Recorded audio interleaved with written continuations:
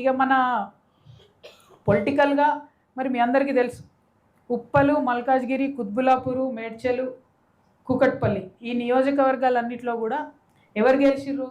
మొత్తం BT batch గెలిచింది. వాళ్ళు గెలవలే, అందులో వేరే పార్టీలలో గెలిచి బీటీ బ్యాచ్ అంటే తెలుసు కదా, బంగారు తెలంగాణ బ్యాచ్ అన్నట్టు. యూటీ బ్యాచ్ అంటే ఉద్యమం బ్యాచ్. ఉద్యమం బ్యాచ్ గెలవలే ఎవరు, మొత్తం బీటీ బ్యాచ్ గెలిచిర్రు. గెలిచిన వాళ్ళు అంతా ఇళ్ళకి వచ్చిర్రు అన్నట్టు. ఉప్పల్ నియోజకవర్గంలో మొదలంటే షేర్ సుభాష్ రెడ్డి అన్న, అది మన బేతి సుభాష్ రెడ్డి అన్న గెలిచిండు. కానీ మొన్న కాంగ్రెస్లో గెలిచిన ఉప్పల్ ఆయన కూడా కాంగ్రెస్ మనిషి లక్ష్మారెడ్డి లాస్ట్ మినిట్లో వచ్చి టికెట్ తీసుకొని ఆయన గెలిచి. మల్కాజ్గిరిలో అంటే మన మల్లారెడ్డి గారు అందులో టీడీపీలో గెలిచి ఆయన ఇటు వచ్చి. కుత్బులాపూర్లో వివేక్ గారు కూడా టీడీపీలో గెలిచి ఆయన ఇటే వచ్చి. మేడ్చల్లో కూడా same situation, Kukatpally same situation. వీళ్ళందరూ ఏంటి అని అంటే ఉద్యమాలు చేసినటువంటి ప్రతి ఒక్క ప్రజల్ని కూడా అనగదొక్కి కంప్లీట్గా ఈ బంగారు తెలంగాణ బ్యాచ్ మొత్తం మేడ్చల్లో ఎందుకు వచ్చిరు వీళ్ళంటే అభివృద్ధి కోసం రాలే. ఎందుకంటే అభివృద్ధి అనేది ఏడ కనవలే నాకు మేడ్చల్లో తిరుగుతాయి.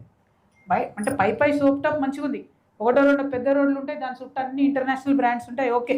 వెనక చూస్తే మాత్రం గల్లీలల్లా భయంకరమైన పరిస్థితి.